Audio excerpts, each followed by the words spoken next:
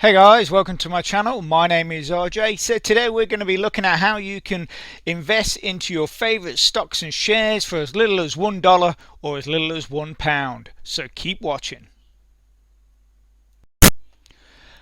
Okay, so welcome to another video, but just before we start, for those of you that are new to my channel and you want to learn more about how to earn cryptocurrency for free, about cloud mining sites, crypto investments and lots of other crypto related stuff, then make sure you hit the subscribe button and don't forget to tag the notification bell so you're alerted to all my new content as it comes online.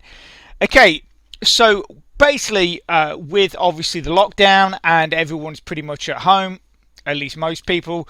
I'm working from home, but I'm still finding that I'm generally having a bit more free time than I normally have. So basically I've just been looking around for some new stuff to bring to you guys. So obviously normally, as you know, that everything that pretty much I do is crypto based, although today what we're just doing is looking at a standard trading platform, which is Trading212, and their three platforms that are built into their system. So they have the investment platform, they have a CFD platform, and they have an ISA platform.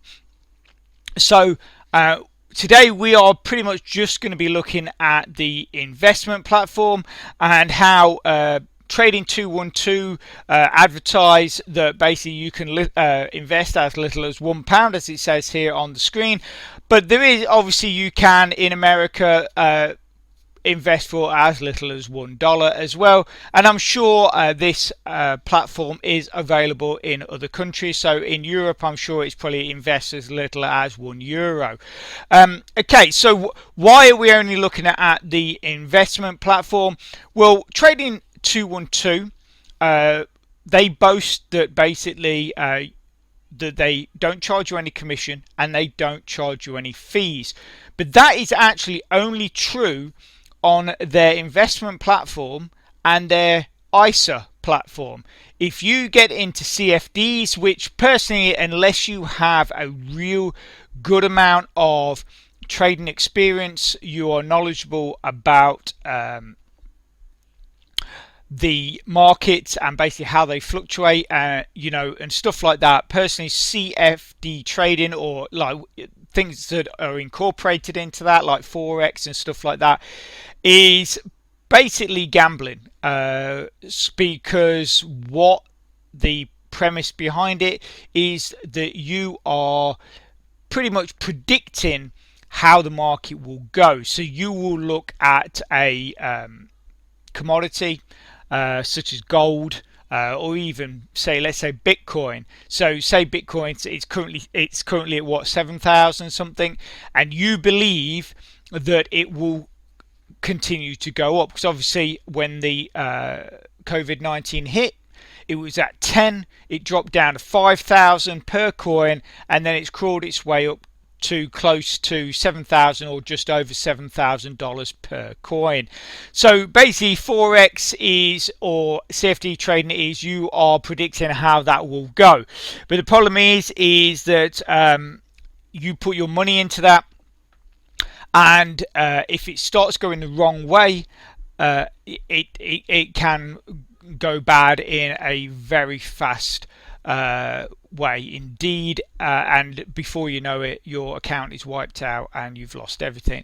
As I've spoken many of my videos, I have done forex trading in the past. I did put a bit of work in to understanding how it worked, how the markets worked and stuff like that.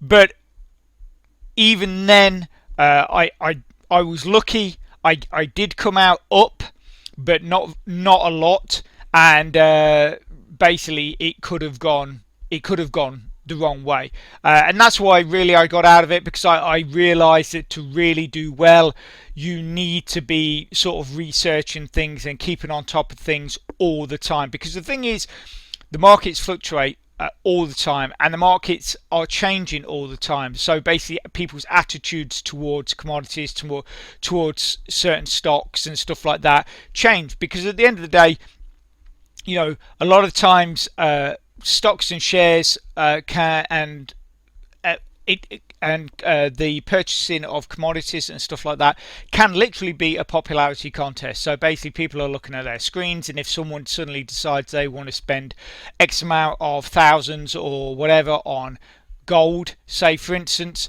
that can spike, which then can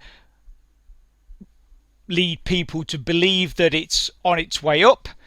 So people invest in it, but in fact, it's a momentary spike, and then suddenly it can start falling again. So just be aware of that. CFD trading, forex trading, all that kind of stuff is not something I recommend to anybody unless you have experience in that. I mean, most times got people that invest in that, they are literally doing maybe tens to hundreds of trades per day, because what they're doing is they're making money on the ups and they're making money on the downs, but you've got to be on it. So like I say, it's not really a situation, a thing to be involved with if you're a long-term investor. So like I say, personally, unless you have that experience, do not get involved with that. It is a very quick way of losing your money. In fact, I actually find it quite interesting, the fact that over obviously, and this is just my sort of outside view on it, the fact that in America you guys can trade forex, but yet certain other types of gambling you're not allowed to do, or is prohibited in certain states and stuff like that, which are essentially forex is gambling, and CFD trading is gambling. But obviously that at the end of the day, But like I say, I'm saying, the only reason I'm saying this is I don't want people to be losing money. Okay, so anyway, that's my waffle. As always, I have to have a bit of that in the video. I'm sure a lot of you have probably fast forwarded through to what the meat of it is, and that is what we're going to get into now. So keep watching. Okay, so let's log in to my account, and we'll basically see, and I'll talk you through what I have been doing. Okay, so this is my investment account. So basically, I just started looking at this. The Trading212 does have a mobile app, and it is very good. But if you're looking to open an account for the first time, what I advise is open an account online first, like this. Do your account verification through this platform, through the basically online web desktop based platform. Once your account is up and running, then go to using the app, because I have heard of the people that have basically only used the app and tried to verify their account through the app. They found that very difficult, whereas I verified my account through this platform, through the basically desktop platform, really easy, very quickly, with absolutely no problems. So obviously, from what I've just said, there is a verification process. So obviously, look into that, because some of you might not be something that you want to go through. Obviously, all links, as always, are in the description. But also, as well, I have to say, basically, because we're doing this, is that I am not a financial advisor. I am not a stock or shares wizard. So basically, anything I'm showing you on here is basically just my findings and my opinions on things, and things that have worked for me. So like I say, basically, please, don't go out, invest your life savings on something I've said, and then sort of it all go wrong, and come back to me and as anything, it's like anything that you see on YouTube. Basically, anyone that is telling you anything on there, most of the times it is their opinion, and their experience. So obviously, different things for different people. Okay, so like I said, the cool thing about Trading212 is that they do they do basically in the investing and in the ISA. Because if we click up here, so as you can see here, you got the trading CFD and you trading ISA, so they are there all the time. As you can see, I've got 0 in CFD and I've never put anything in there. The ISA is something that I might be looking to use in the future, and the cool thing is the great thing is the trading through the ISA is it's tax free. So basically, look, invest tax free in zero commission stocks and shares ISA. So that's a cool thing as well. But like I say, you start getting into the CFDs, that's where you're going to start hitting fees and stuff like that, which obviously is not what you want. But like I say, for us long-term investors, most of the time, pretty much most of the times, you are basically no fees and no commissions. Obviously, now and again you might get nailed for stamp duty, but essentially stamp duty is actually a tax rather than a fee. So in that sense, Trading212 are not lying to you on that basis. Okay, so what can I tell you about Trading212? So obviously the big thing is the whole thing is, how do you invest for £1 or how do you invest for $1? I mean, you can see here that these are my investments. So I've invested in Tesla, I've invested in Rolls-Royce, Carnival, and Royal Dutch Shell, obviously petroleum. But you'll see I don't have a huge amount invested in these companies. And the way we do this is, if we click up here, we go into settings, and then what you're looking for is trading preferences. Scroll down, and look for fractional shares. And what that'll do is that'll put a little F on every share that you can do fractional shares. What are fractional shares? Well, it's basically as it says. You can literally go in and purchase $1 or £1 in Tesla. Okay, so with Tesla, I think I only put something in like £4, maybe £3 or £4, and that I'm up. And that is currently I'm up £8. I'm up to £8 and 24 pence. So if we scroll here, I don't know what that does. What does that do? Okay, that doesn't do it. What I thought it did. Right. So basically, here's Tesla. So I bought Tesla. Excuse me, just not the mic. So I bought Tesla at. It was at $393 per share when I bought it. It's now at $746 per share. So obviously that is a really, really good rise in price. And the other ones, I mean, I bought Shell at $921 price. It's now over $1,000. It's $1,276. Well, actually, that's pounds, wasn't it? So that's £1,277, not dollars. Sorry. So, and I bought. So I didn't even buy a share. I bought 0.03 of a share. That is what I bought. I bought 0.5 of a share of Shell. I actually managed to buy 1.13 of a share of Carnival, which when I bought Carnival it was at $8.11. It's at $8.57, so it's up. I'm at 51 pence. I've made on that, and I've made £1.77 on Dutch Shell, and at the moment I'm at a loss of 80 pence on Rolls-Royce Holdings. Okay, so there were actually a few other shares I wanted to buy. I wanted to buy Boeing, and I was looking at buying the National Grid. And if I had bought them, because I basically was looking at them all when they were in these massive dips, I would have made some money on them as well.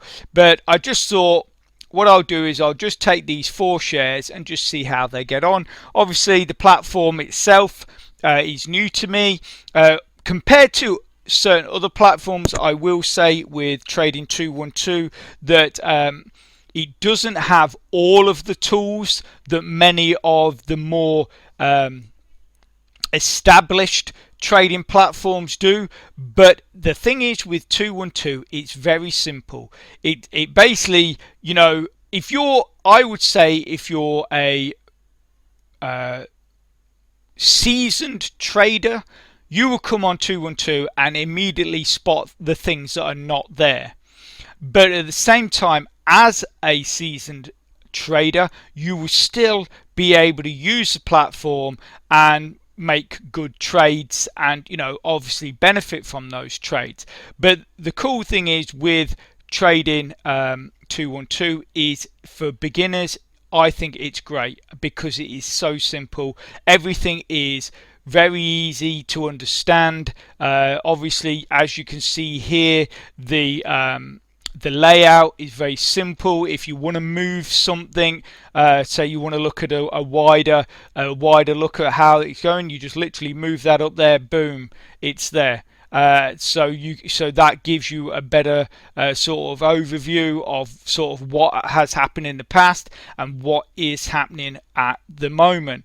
And then obviously, if you want to look up other shares, so there's shares that you want to get involved with, you can literally just click on here and type whatever. This is going to be literally all the shares, but you can type in whatever you want into there, and then dropped 58 points, so 4.36%. So like I say, it's all right, it's great if you can find a share like that. But what I tend to look for is I look for shares that are in sectors that are either companies that are synonymous, say, with the country they're in. So if they ever hit difficulty, say for instance my shares in Rolls-Royce, everyone knows Rolls-Royce, whether it's for the cars, whether it's for engines, everyone knows Rolls-Royce. And in the event of Rolls-Royce hitting any major difficulty, I will pretty much guarantee that our country, or Great Britain, England, the UK, so the British government would prop up Rolls-Royce. So, you know, because it's sort of like back in the 90s when Harley Davidson hit trouble, George Bush Sr. basically pretty much stopped the imports of motorcycles above a certain cc.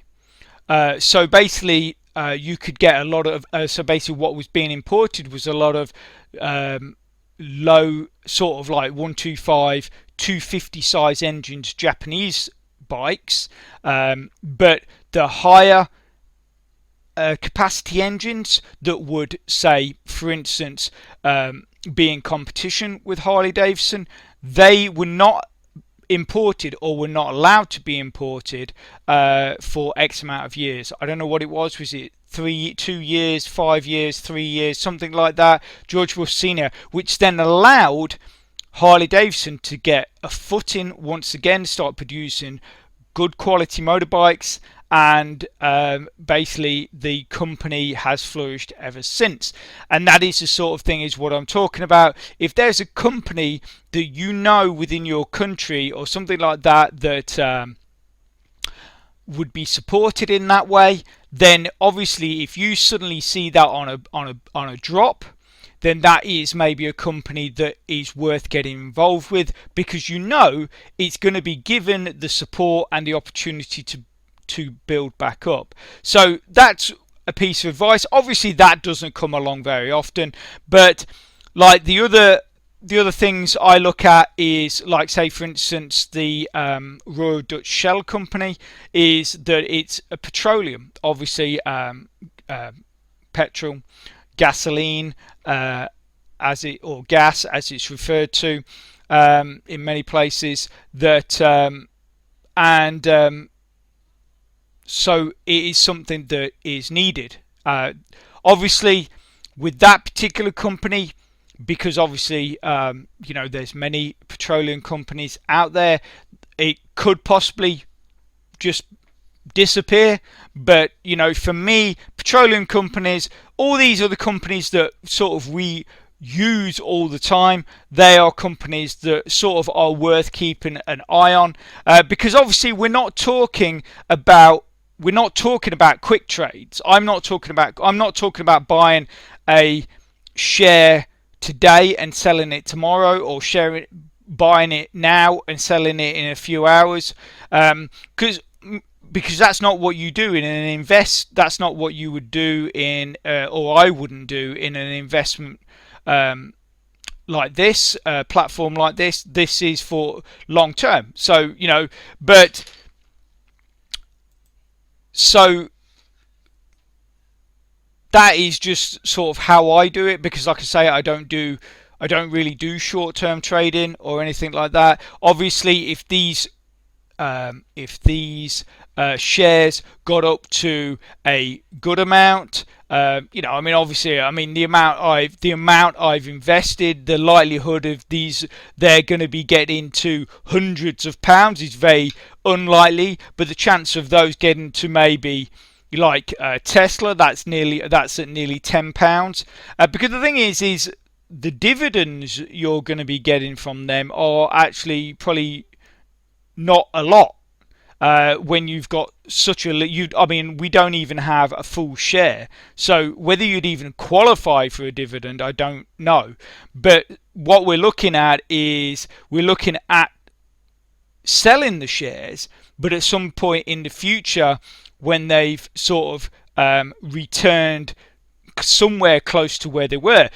Tesla has actually gone beyond the point.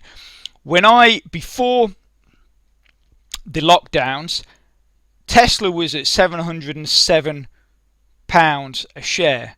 It dropped down to 393, which is what I purchased it at, and now it's at 746. So it's actually surpassed where it was before the problem. So kudos to Tesla. Obviously they've set out to alter, or at least sort of alter part of their business by creating, I was about to say incubators, but that's not right, is it? It's ventilators. Yes, so they have basically set aside a portion of their business to create ventilators, or build ventilators to help out the shortage of those appliances, or ventilators for the medical reasons, with the COVID-19 and everything going on. So that is probably why that they have at least sort of quickly recuperated from that sudden loss. But as you can see, Rolls-Royce has recuperated, in a sense, as they were down here. But when I saw them I saw them down here, but then didn't purchase at that point. I purchased later on, which, as you can see, is actually below. They are now below what I purchased. So if we'd got in earlier, we'd still be okay. So as we're talking about Rolls-Royce, what I'm going to do is I'm going to place a simple buy order, so you can see the process. So basically, obviously, you can see how the fractional shares works, the cost, the fees, all those kind of things, and even the execution. So I'm going to take you through that process. And so, because obviously at the end of the day, you want to know how you buy fractional shares, and how you buy shares for £1 or $1 or whatever. So let's get on with that. So firstly, obviously, you can see that each box does not contain a buy and sell button. So the buy and sell button is here. So the way we designate what share we are buying is simply clicking on it. So once you've clicked on it and you have this blue square around it, that is the one that when you click buy, that it is going to buy. So make sure that whatever you wish to purchase, you have clicked on that box. Otherwise, if you go through, I mean, it will alert you later anyway, so you will see it, but just in case, if you're in a rush, just make sure you are clicking on the share you want to purchase. Okay, so obviously there is another way of doing a buy, and that is you can simply go into the list of shares, you can type in whatever you're looking for, or you can say, let's say we click on National Grid, it will bring up a box and there is the buy button. And then obviously you can also add that to your watch list as well. Okay, so anyway, what we'd do, like I say, we're going to do a purchase on Rolls-Royce. The reason why we're picking Rolls-Royce out of everything else is because it's in a minus. So it's actually lower than what we originally purchased it on. So that actually helps our overall price as well. So basically we'll just click on that, and then we click the buy button. And then as you can see here, you've got it, obviously it's in pounds for me. In other parts of the world it'd be in dollars, euros, whatever.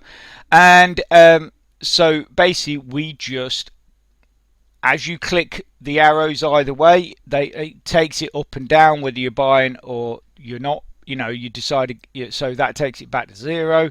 So you can do it obviously as a slider, but it's just more controllable if you just do the click. So one click, obviously 32 pence, 63.95. Okay, so we're at currently 66, so we're down 66 pence according to that. So if we click one more, you see we only have £1.04 available in our account. So what I'm going to do is I'm actually going to try and purchase 95p's worth of Rolls-Royce, which is 0.3 of a share according to this. So we click review order. You can see the order type is a market buy. You can see it is with Rolls-Royce, and our share has actually dropped a little bit further, so it's at 67, so that's always helping. 0.3, the cost is 95 pence, and the commission is free. So obviously it's giving you all the information there, and like I say, it is telling you what you're buying. Also with the F, it is telling you you are buying a fractional share. So what we'll do is we can send that buy order. So the buy order is placed out, and there you go, executed straight away. So that's cool. So so like I say, that's really good. Not always is it executed that fast, but it's great to see that obviously that it was in that instant, because that meant we got it at pretty much the price we were looking at it, and that's it. And that is how to do a buy order. And the sell order is basically the same. You just have with the sell order, you'll have various confirmations to make sure that you want to sell that, you are happy to be selling that, and you've not made a mistake by simply clicking the sell button instead of, say, the buy button. You can go into the settings and set it that you can, when you hit sell, you only have to hit the button, the sell button, and it will immediately sell that share. Obviously the problem with that is if, say, you're in a rush, you're distracted or something like that, and you're actually looking to buy a share and you accidentally hit the sell button, then you're in trouble, because there's no confirmations. If you change the settings to not give you any confirmations, which you can, then you could accidentally end up selling all of your shares, as opposed to maybe, say, buying, because you've just simply clicked the wrong button. So obviously be aware of that. The default is to give you confirmations or ask for confirmations from you, but because of that, it does take a little bit more time. Okay, so anyway, that's it. That's the buy order and how to execute it. So let's get on with the rest of the video. Which, as you can see there, this is that is sort of this simple and easy way that this Trading212 functions. It does have alerts. You can set all buy orders, sell orders, all that kind of stuff. And like I say, I just really wanted to bring it to you as something different. The only thing I will say is that on a couple of occasions, that things like buy orders, the when I've clicked buy, it has not been absolutely instantaneous. So sometimes the share is at a slightly different price than when I saw it. So in some cases that can benefit you because obviously if it drops down further, but then in other cases, which did happen to me, that I put a buy in order, but actually that buy wasn't actually executed immediately, and when it was actually purchased, it was actually slightly higher than when I implemented that buy order. Also, I'm just sorry. Okay, so also as well for beginning traders, if you do get involved with Trading212, is they do have quite a good extensive video section which you can check out. Also as well is if you just go to Trading212 on YouTube, they have a lot more videos on there that are available. I'm sure if you skim through all of these videos, you will probably find the same videos on YouTube. But I just think it's, you know, it's a great little thing that they do have a library of basically videos that you can learn from, and they'll teach you aspects of trading and using their platform. Okay, so I'm basically going to leave it there. It was just meant to be a little quick video. It has gone on a bit longer than I wanted it to. So basically what I'm just going to say is thank you very much. I hope you enjoyed the video. I realise it's not really about crypto, and it's something completely different. But obviously I know a lot of people that do follow my channel that are into trading as well. So like I say, I hope you enjoyed it. Thanks for watching. Take care. Stay safe. Obviously, if you can hit the like button, it'd be absolutely brilliant. Really makes a massive difference to my channel and helps me out, which then helps me bring more content to you guys. So take care, stay safe like I say, and have a great rest of your week. Thanks a lot. Bye.